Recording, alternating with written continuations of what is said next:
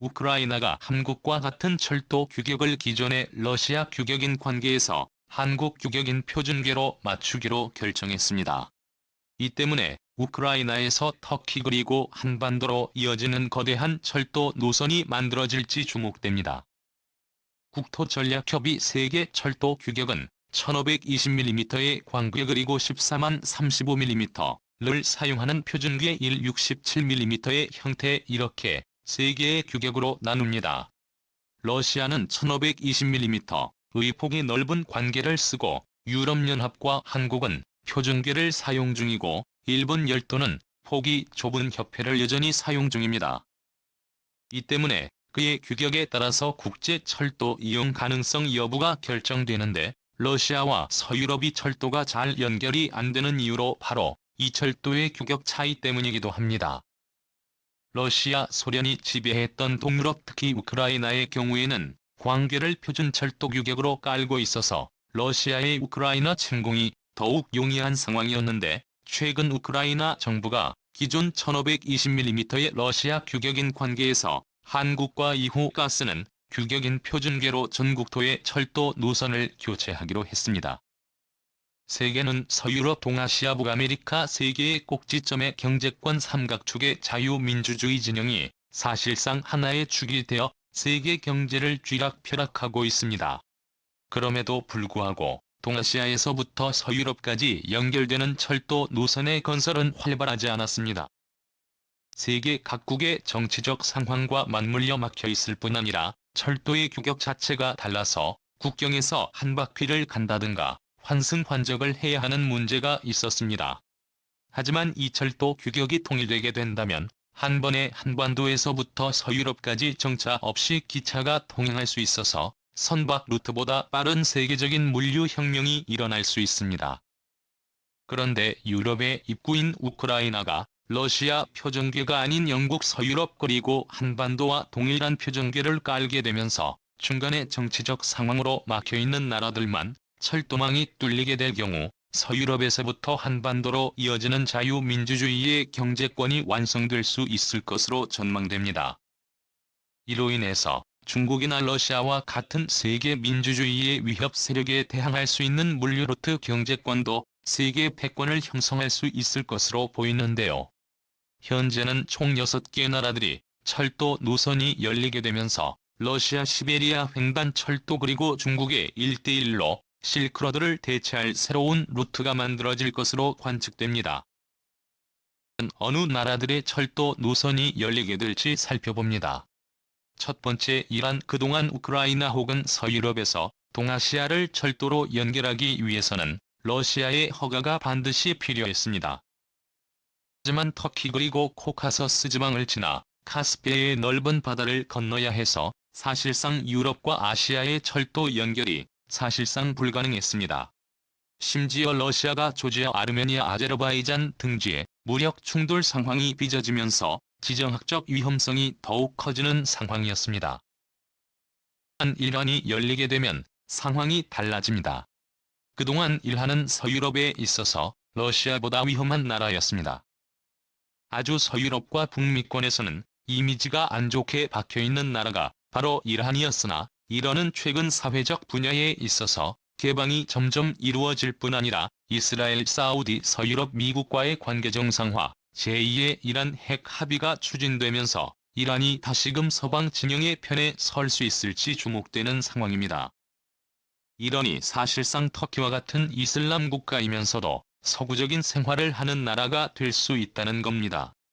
그렇게 되면 서유럽에서 나토의 회원국으로서 사실상 서유럽에 해당되는 터키, 이런 철도로 직결되면 카스피를 다리를 놓을 필요가 없이 테헤란에서 중앙아시아의 돌궐 민족 국가들 즉 고구려와 동맹관계이자 고조선의 친척민족으로 분리되는 투르크계 중앙아시아 민족 국가로 바로 연결됩니다.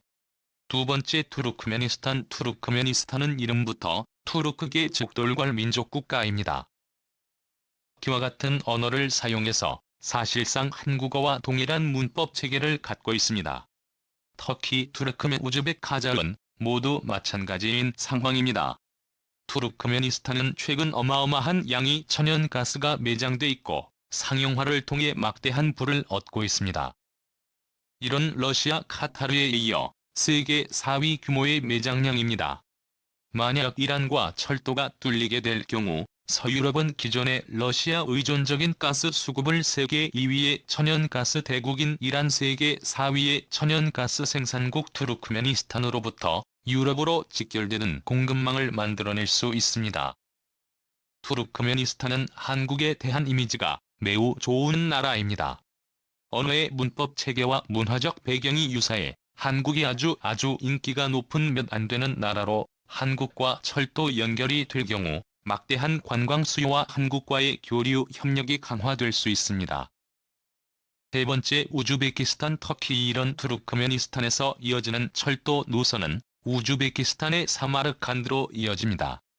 우즈베키스탄은 명백한 고대 왕국의 맹방국이었는데 오늘날에도 외교관들이 가장 선호하는 나라로 우즈벡을 꼽습니다. 주요한 이유로는 우즈베키스탄과 한국과의 우호관계가 이후 돈독하고 우즈베키스탄 노동자가 한국에 많이 파견돼 있을 뿐 아니라 각종 문화교류도 활발합니다. 철도가 연결될 사마르칸트에서는 고구려의 사신이 그려진 벽화가 발견됐습니다. 돌궐 민족과 고구려의 동맹관계를 보여주는 역사의 한 페이지가 우즈베키스탄에서 발견된 것입니다. 한국과 우즈벡 양국 당국은 해당 벽화의 복원을 공동으로 진행하며 두 나라의 역사적 맹방관계를 다시 만들어 나가고 있습니다.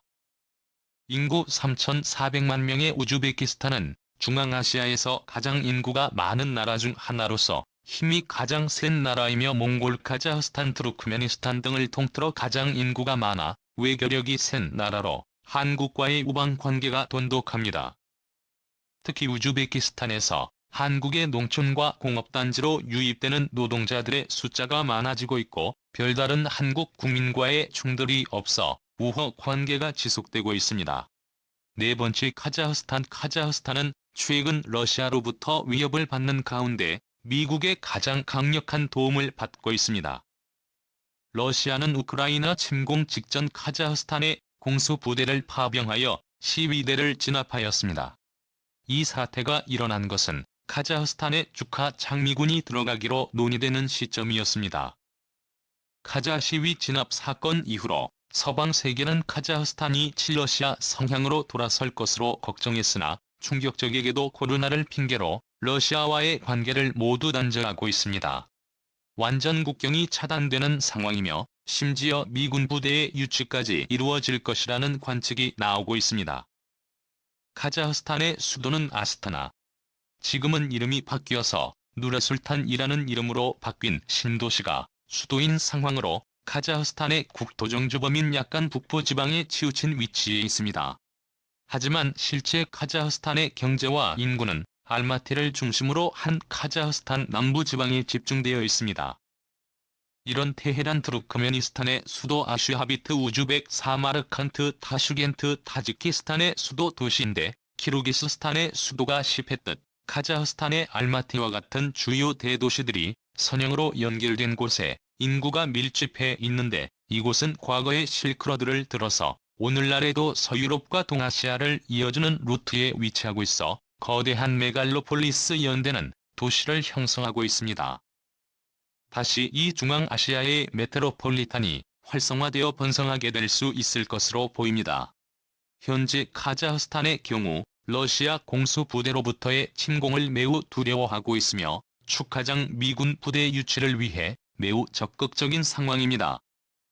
이 때문에 이미 군부대가 유치된 나토 회원국인 터키와 카자흐스탄은 서로 터키 민족으로서의 동맹을 맺으려 하고 있습니다. 다섯 번째, 신장 위구르. 카자흐스탄에서 몽골 한반도 방향으로 철도가 연결되려면 중국 국토 혹은 러시아로 우회를 해야 합니다. 그 방법 외에는 없는 상황입니다. 때문에 서유럽의 오리엔탈 특급 열차가 터키에서부터 이란, 카자흐스탄까지 이어지려 하였으나 결국 중국 국경에서 끊기게 되는 것입니다.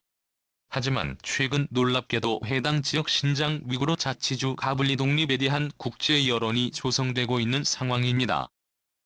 해당 지역은 중국 땅이지만 투르크계 백인종들이 살고 있습니다. 바로 신장 위구르족들입니다. 동돌궐족으로도 불려 이스트 투르키스탄 자치공화국 즉 동돌궐 공화국 수립을 위해 심지어는 무장투쟁 활동을 2000년대 초부터 진행했습니다. 한 2001년 미국 뉴욕에서 9월 11일 사태가 터지고 중국이 미국의 편에 서자 미국 정부는 신장 위구르 분리독립 세력인 ETIM 단체를 테러단체로 지정했으나 최근 미국과 중국의 사이가 크게 나빠지고 더 신장 위구르 자치주 지역에서 자행되는 인권 유린의 상황이 만천하에 공개되자 미국 국무부는 신장 위구르 분리독립 세력이 TIM을 테러단체 지정 목록에서 삭제하여 사실상 독립군으로 인정을 하게 된 상황입니다.